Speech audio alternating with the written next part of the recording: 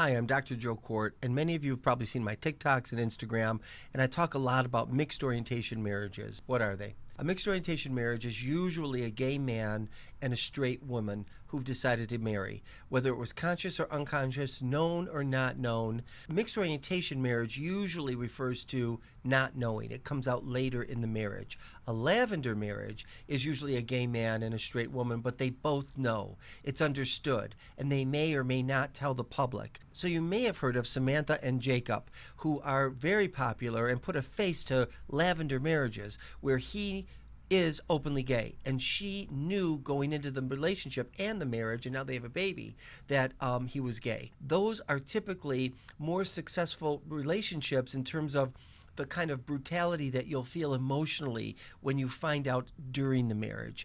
And I don't use that word brutality lightly. Brutality emotionally, it feels brutal. It's brutal for me as a therapist to work with mixed orientation couples, because these are two people that love each other very much, that built a family together, that built a foundation.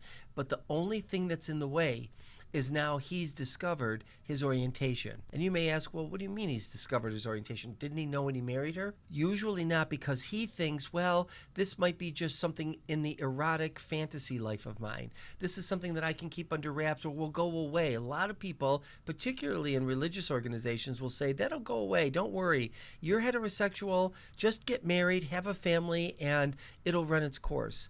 Well, we all know that doesn't happen. Even in 2025, you may think, well, he knew better. He might not have known better. A lot of men know that they have same-sex attraction, but they don't know that they're gay. They don't know that they're bi. They don't know that they're not straight. What they do know is that they fell in love with her. She's his person, and she knows this. She knows this even coming in. He's her person, and he knows this. And this is what I mean about it's just hard to watch these couples. And this is also why a lot of therapists have bias, and a lot of therapists struggle working with mixed orientation couples. They feel like the straight spouse should get out and move on with her straight life.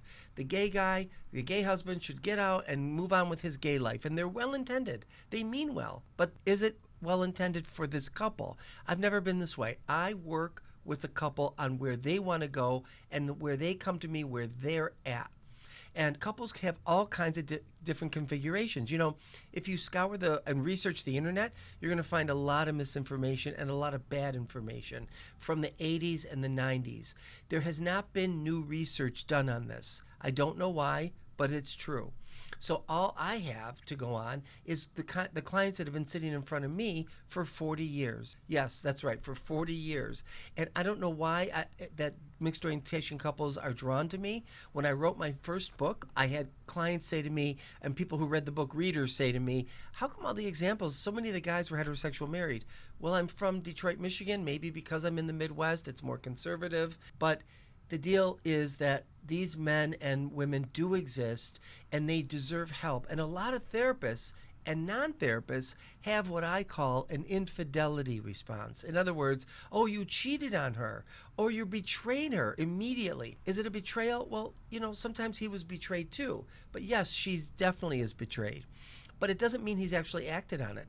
I actually worked many years ago, probably 25 years ago, where men would come into my office and say, I've never acted on this, and I didn't believe them. It's hard to believe. Well, first of all, people would say, how do you know you're gay if you've never acted on it? It's the same way straight people know they're straight without having acted on it. You just know. But there are many of these men who never have acted on it with another person. Maybe they've thought about it in their minds, they've watched it on the internet, but that's about it. But when these couples come in as a therapist, how I start is working with her betrayal first, because she is betrayed. And usually she's discovered it. These men usually don't come out to their wives and say, hey, I want to tell you something. Sometimes they do, but they usually don't. She discovers it in some way on the internet. She's tracking him, because we have locators. My husband and I have locators. We trust each other, but he likes to know where I am. I like to know where he is. And it may be that innocent. And then she realizes, wait a minute, he's really close to that gay bar that we live near. Or she finds a, receipt of a bathhouse that maybe he went to, whatever it is. And then usually he'll deny it. No, I didn't do that. No, that's not mine. Or, oh, I went with friends. And by the way, when I talk about this, if I am talking more lightly about it, it's not because I take this lightly. I don't want you to get confused about me talking about it here and how I would be in the therapy room. This is very hard. And that's why I start with her, because she is broken, right? Because she's worried they're going to be broken up, but not necessarily.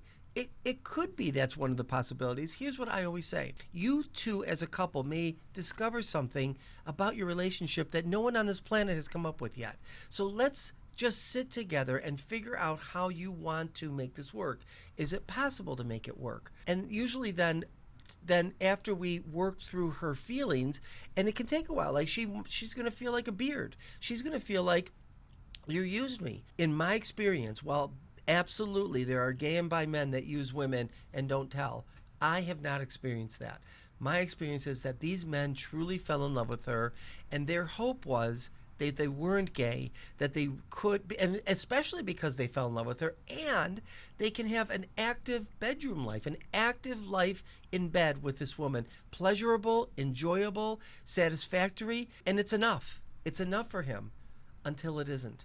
Now, that doesn't mean that she's still not everything to him, but he needs more than her. And then what ends up happening in the therapy room that's super hard is that he wants to keep what he already has because he loves her and everything about their life, especially if they have children. And he wants to have more of what he wants now that he knows he's gay. She wants to keep everything that she has because she loves him and they have children, let's say, but then she's going to get less of what she wants. There's going to be a piece missing for her where he's going to have a piece adding.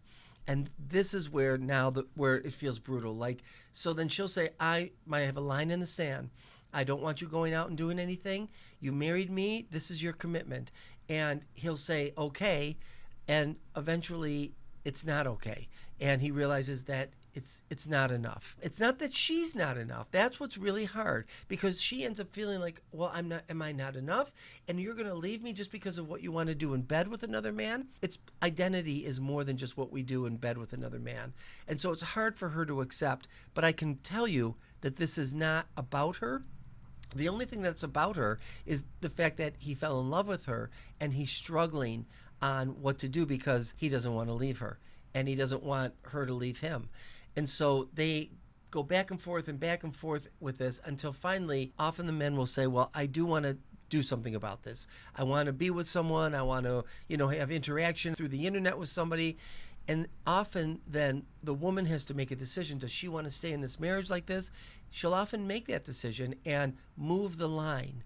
And so the line in the sand that she had originally made. So now there's a possibility that they can be together because they're going to open their relationship and they're going to have some kind of rules and guidelines and negotiations. And not every couple wants to do that, though. Many couples do not decide to do that on both sides. And then they might decide then to end the relationship, which is very, very difficult. And oftentimes these couples will end as friends and maintain their friendships. Sometimes they don't. Sometimes the betrayed partner is so upset and doesn't know how to heal through that for herself, understandably, because it's brutal, like I said, that she might make an identity around her pain and spend the rest of her years very upset and very heartbroken, when in fact it absolutely should be something she deals with. But to make a life like that and to go through the rest of your life like that, it, in my judgment, isn't a life. I try so hard to help her find a way for her to move on if that's what has to happen. But I'm telling you that's what people think has to happen for every couple, and it doesn't. Not every couple wants to be open. And some people who do want to be open want to stay together and make that work. So anyways, there's so many different ways to look at this. This is just an introductory video for you to get a little more information than you might get from my minute TikToks and Instagram posts. And I hope to do more. I'd love your thoughts about what I've said, and hopefully you'll come back and put it in the comments, subscribe, and let's talk about this. I'm not saying I'm right about everything. This is the way that I've worked, but I'm very happy to hear how the general public feels about this.